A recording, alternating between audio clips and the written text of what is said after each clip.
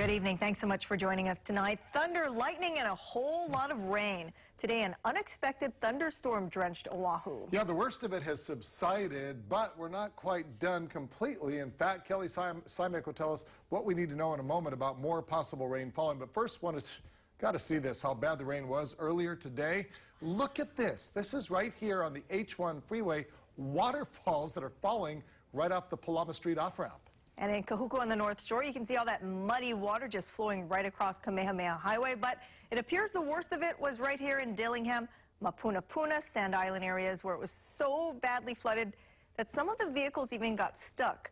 We even saw some bus riders standing right on top of the benches because of all that water. Pretty unbelievable. We didn't see it coming, so make sure you do have an umbrella, some rain jackets in the car tomorrow, because again, there is a good chance we could see more of it. Want to go right to Kelly Simek. That's right, Howard. Well, this is what we saw today, and a lot of the official forecasts, again, we didn't have this in our official forecast. Even the National Weather Service didn't have this in their discussion.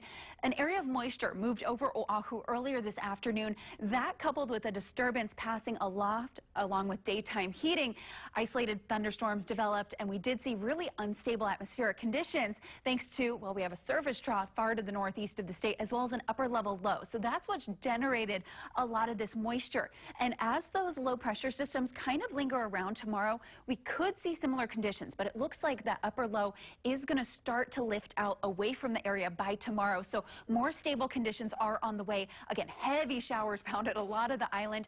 This is what we're seeing right now. Some heavy showers actually moving through for the Waianae area, but elsewhere we have started to dry out. And although we could see some of this again tomorrow, best chance for that, it's looking like the afternoon hours once again.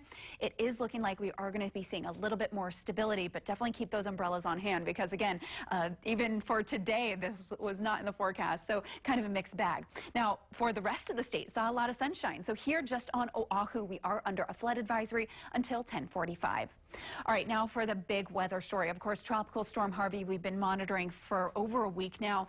Here are a look at the rainfall totals. It has set a preliminary lower 48 U.S. record for any tropical storm or hurricane as it continues to soak the upper Texas coast. These are some of the numbers that we're seeing. The top official number as of right now, 43 inches in South Houston and Louisiana.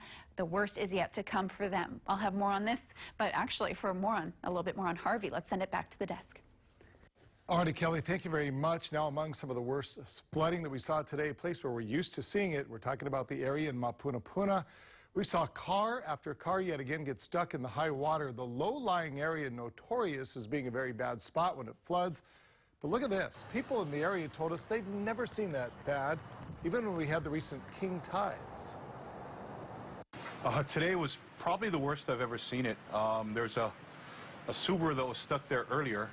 And as you look at the truck over there, you can see where the mud line is. HPD was here stopping traffic. We had good surveillance from roadway, actually stopping traffic that way, turning it around. If you were to wait in it, it'd probably be about waist high. And on the other side, by the safety systems or the storage place, there are actually two cars stuck over there, a Mini Cooper and a truck. Remember that line, turn around, don't drown. Now, while police were on the scene, we saw more cars driving through that area. Smartest thing for your own safety and your car is to avoid any sort of ponding because, again, you don't know how deep it could be. We'll continue to track the situation here and stay tuned to Wake Up Today tomorrow morning, get the very latest, and find out if all your roads are clear yet again. And for news that you need to know on the go, like weather alerts, road closures, and much more, sign up for push alerts via our free KHON2 mobile app.